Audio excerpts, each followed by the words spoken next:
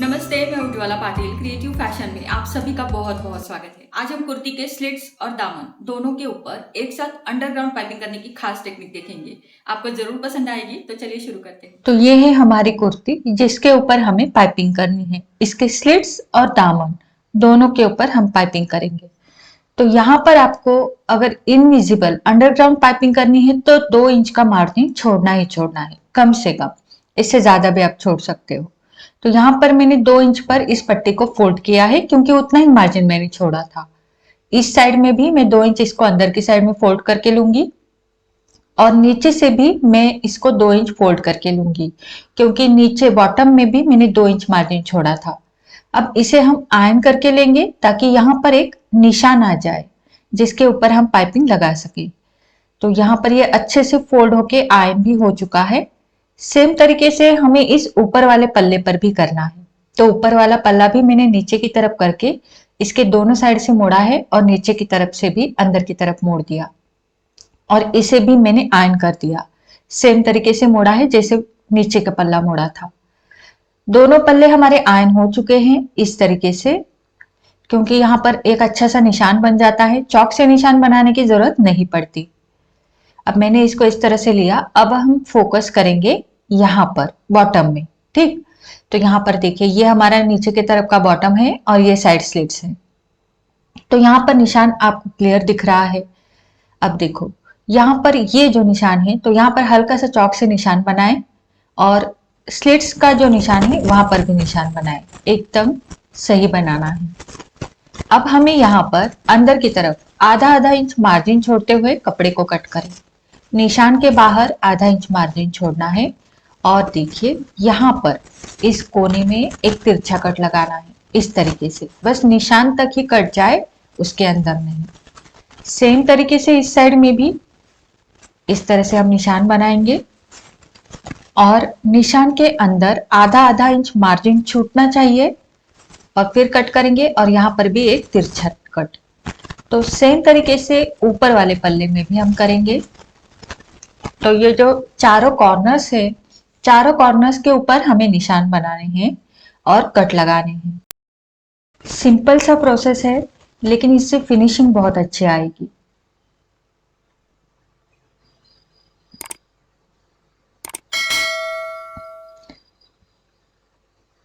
तो कट्स हमारे लग चुके हैं सेम तरीके से चारों कॉर्नर्स में।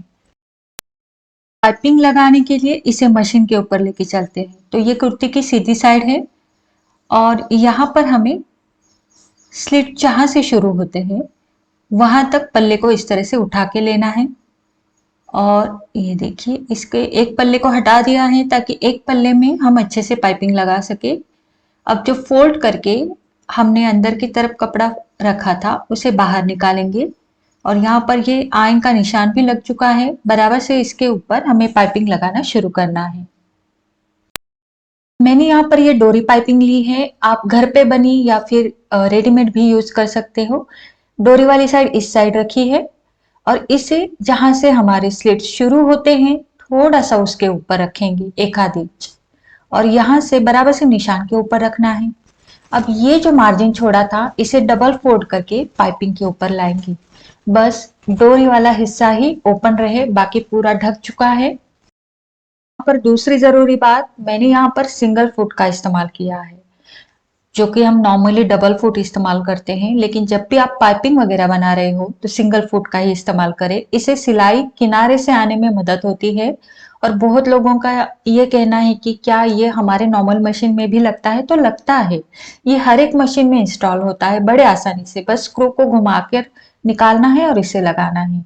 और 25 से 50 रुपए तक ये लोकल मार्केट में मिलेगा। अमेजोन पे थोड़ा सा महंगा होगा, लेकिन आप जरूर इसमें इन्वेस्ट कीजिएगा। तो ये देखिए बिल्कुल मैं पाइपिंग को ढकते हुए यहाँ पर सिलाई लगा रही हूँ और सिलाई किनारे से लगा रही हूँ।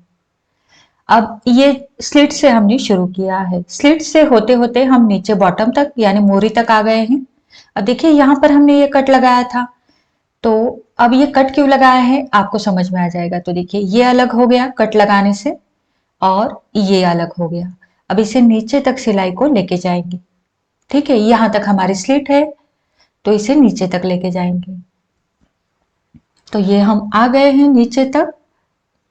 ओके, यहाँ पर सिलाई को लॉक करना मत भूलिएगा। धागा मैंने तोड़ दिया। अब इसे हमें क्या करना है, देखो इसे इस पट्टी को मोड़ेंगे अंदर की तरफ। मोड़ने के बाद आपको बहुत ही क्लियर यहाँ पर पाइपिंग नजर आएगी और बहुत ही सुंदर लग रही है।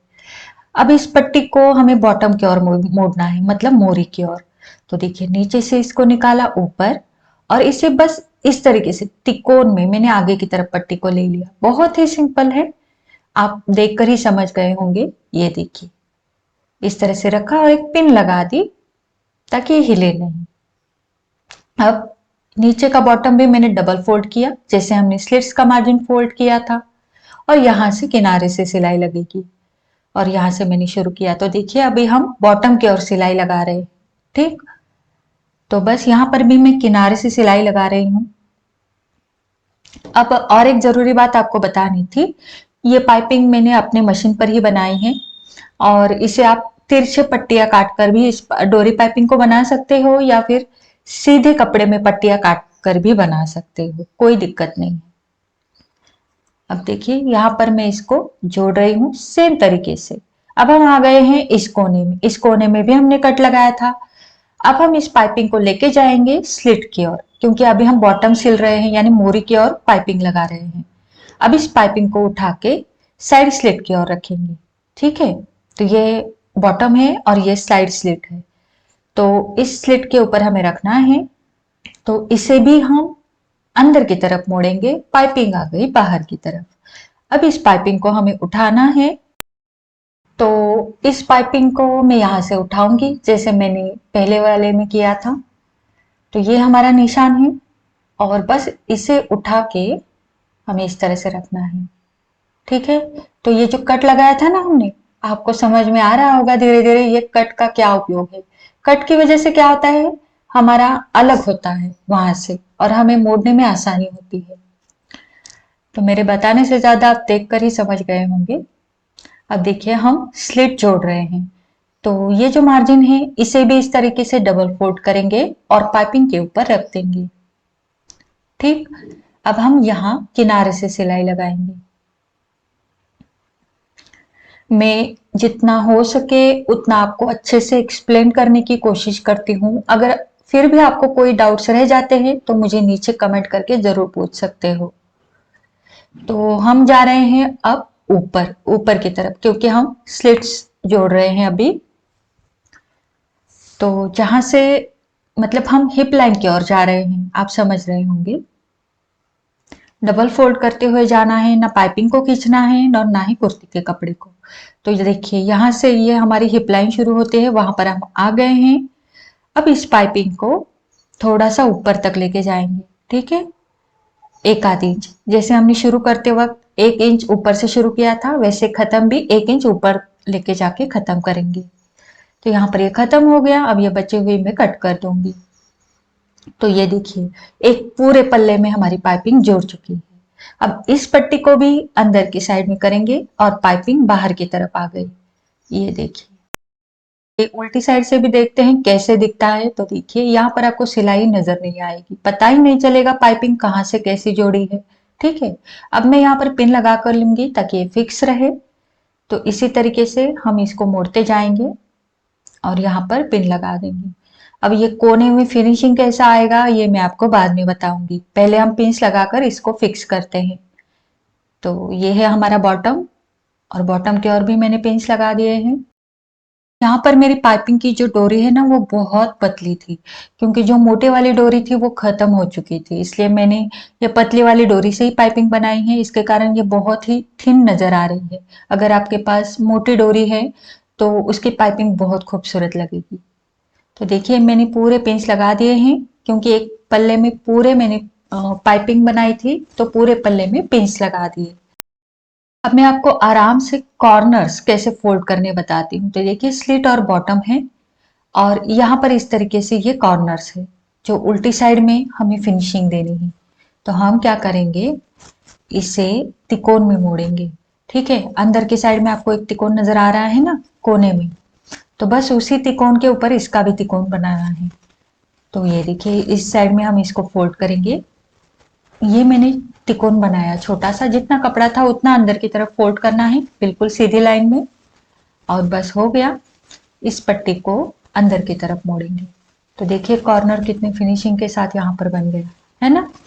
बहुत ही, मतलब अगर उल्टी साइड में भी देखोगे ना तो अच्छा लगना चाहिए, तो हमें भी एक सेटिस्फेक्शन मिलता है और कस्टमर भी खुश हो जाता है कि चलो कितना अच्छा फिनिशिंग का आया है।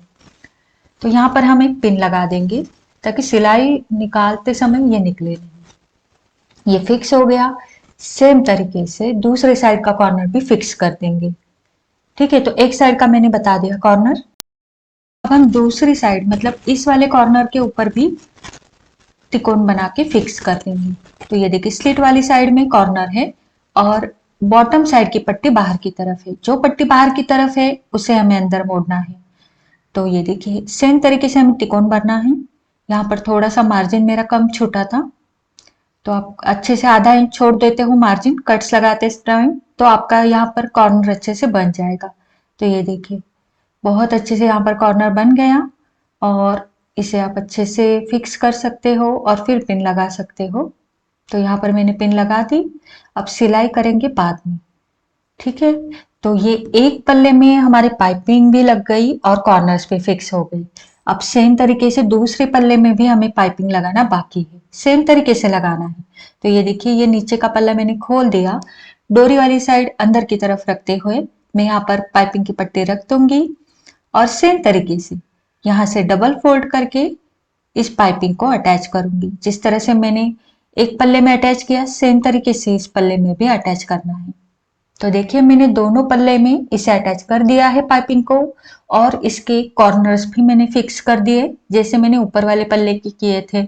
ठीक है, तो बस हम अब स्टिच लगाएंगे या फिर आप तुरपाई भी कर सकते हो। ठीक है, तो यहाँ से आप इस तरह से तुरपाई भी कर सकते हो, कॉर्नर्स के ऊपर भी तुरपाई करनी है अगर तुरपाई कर रहे हो, और अगर सिलाई कर रहे हो तो कॉर्नर्स के ऊपर भी सिलाई करनी है। तो मैं यहाँ पर आपको सिलाई करके दिखाती हूँ। तो ये मेरी उल्टी साइड है कुर्ती की, और यहाँ पर मैं बॉटम से यानी मोरी की ओर से शुरू करूंगी। तो पहले कॉर्नर्स को लेते हैं।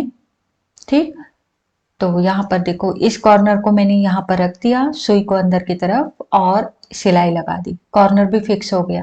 अगर आपको सिलाई पसंद नहीं है तो आप तुरपाई भी कर सकते हो, कोई दिक्कत नहीं है। अब मैं बस किनारे से यहाँ पर सिलाई लगा रही हूँ। ठीक है, और आ गए हैं दूसरे कॉर्नर की ओर। तो यहाँ पर भी मैं इस तरह से तिरछे में सिलाई लगाऊंगी, सुई को अंदर की तरफ ही रखा है। इसे घुमाते हुए मैं रिटर्न आऊंगी, मतलब सिलाई के ऊपर ही सिलाई लगाइएगा, कोई दिक्कत नहीं है। और यहाँ मैं साइड स्लिट की ओर आ गई हूँ और यहाँ से मैं ऊपर जाऊंगी। अब हमें सिलाई को तोड़ना ही नहीं है, मतलब देखिए हम यहाँ ऊपर की तरफ आ गए हैं और यहाँ पर हम ये देखिए यहाँ से ये हमारी स्लिट लाइन शुरू होते हैं, यहाँ पर हम आ गए हैं। किनारे से सिलाई लेते हुए मैं यहाँ थोड़ा ऊपर आ गई हूँ। ठीक है, तो हमने पाइपिंग लगाते टाइम ही ऊपर से लगाई थी, तो यहाँ पर मैं इसको इस तरह से कर दूंगी। अब हम दूसरी स्लिट की ओर आ गए हैं, मतलब दूसरे पल्ले में आ गए हैं, और यहाँ से भी हमें किनारे से ही सिलाई लगानी है। तो ये जब तक पूरा राउंड कंप्लीट नहीं होता तब तक आपको सिलाई तोड़ने की जरूरत ही नहीं है। सेम तरीके से बस पहले से ही कॉर्नर वगैरह फिक्स करके रखे हैं, बस सिलाई लगाना है। तो मैं पूरी सिलाई कंप्लीट करके लेती हूँ। अब आपको पूरा दिखाने की जरूरत नहीं है, बस सिंपली मैं सिलाई लगा रही हूँ जैसे हमने फोल्ड किया था। तो पूरी सिलाई मेरी लग चुकी है। अब यहाँ पर ये जो दोनों स्लिट्स यहाँ पर मिलते हैं हिप लाइन की ओर, यहाँ पर हम इसे सुई धागे की मदद से पक्का कर देंगे। यहाँ पर हम सिलाई नहीं लगा सकते क्योंकि यहाँ पर पाइपिंग है, और हम नॉर्मली क्या करते हैं अगर स्लिट्स होते हैं हमारे नॉर्मल स्लिट्स, तो वहां पर हम सिलाई लगाते हैं, लेकिन यहाँ पर सिलाई नहीं लगा सकते, इसलिए सुई धागे की मदद से इसको पक्का करना है, गांठ लगाकर तोड़ देना है। अब ये बिल्कुल मजबूत और पक्का हो गया। अब देखेंगे हम कॉर्नर्स, तो सीधी साइड से भी देखो और उल्टी साइड से भी देखो, दोनों साइड से आपको कितना अच्छा से फिनिशिंग यहाँ पर नजर आ रहा है। यहाँ पर पता भी नहीं चलेगा कि सिलाई कैसे लगाई है। तो आज के लिए बस इतना ही। कैसा लगा वीडियो मुझे नीचे कमेंट करके जरूर बताना। वीडियो अच्छा लगा है तो इसे एक लाइक जरूर करना, शेयर करना और चैनल को सब्सक्राइब जरूर करना। मिलते हैं हमारे अगले वीडियो में। धन्यवाद।